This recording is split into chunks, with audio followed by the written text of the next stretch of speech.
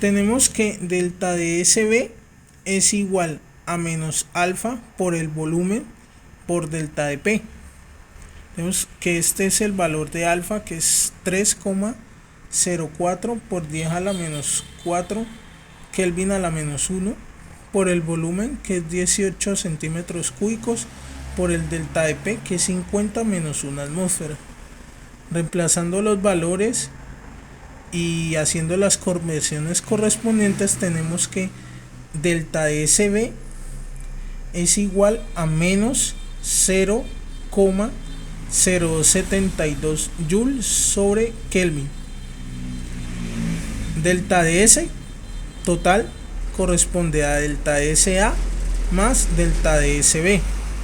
Delta de SA, ya su valor ya lo habíamos encontrado, que era 16,40 menos 0,072 joules sobre Kelvin.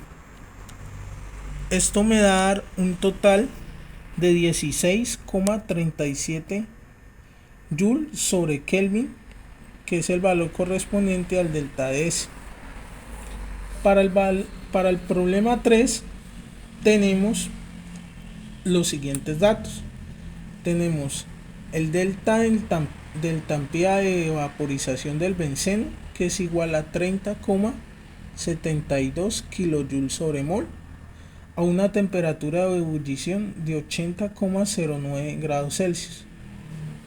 Nos piden calcular el delta de vaporización a diferentes temperaturas, que es 75 grados centígrados, 80,09 grados centígrados y 85 grados centígrados.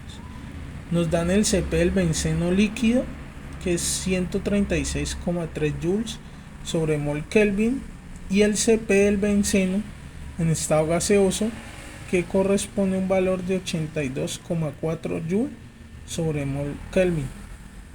Entonces, en el ítem A nos piden delta de S de vaporización y delta de H de vaporización cuando no varían con la temperatura. De acuerdo con las ecuaciones vistas en clase, tengo que delta de G de vaporización es igual a delta de H de vaporización menos T por el delta de S de vaporización. Tenemos que la temperatura de ebullición es 80,09, que en Kelvin me corresponde un valor de 353,24. En el punto de ebullición, el delta de G de vaporización va a ser 0. Entonces tengo que delta de H de vaporización menos T por el delta de S de vaporización es igual a 0. Despejo delta de S de vaporización y este va a ser igual a delta de H de vaporización sobre T.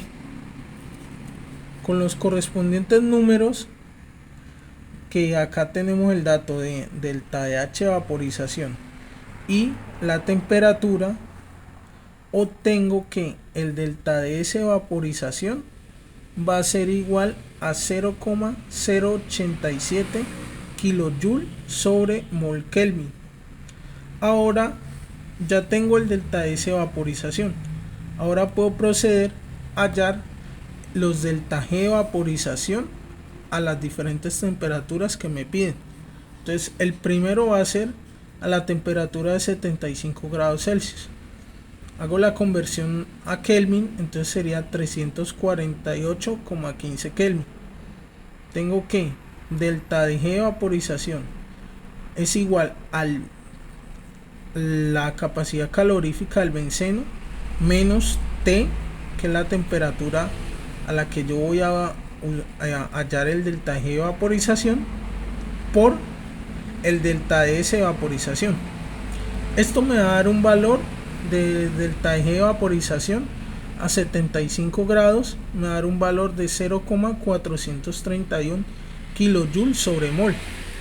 Como ya lo había reiterado, de acuerdo a la teoría vista en clases, cuando el valor de delta de G de vaporización sea mayor a 0, significa que va a ser un proceso no espontáneo.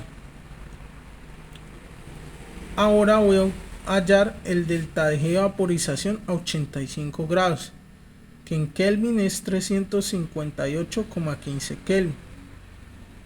Tengo que delta de G de vaporización es igual al Cp menos la temperatura indicada por el delta S de vaporización. Operando me va a dar un delta de G de vaporización igual a menos 0,4391 kJ sobre mol. Como el delta de G de vaporización es menor a 0, significa que es un proceso espontáneo.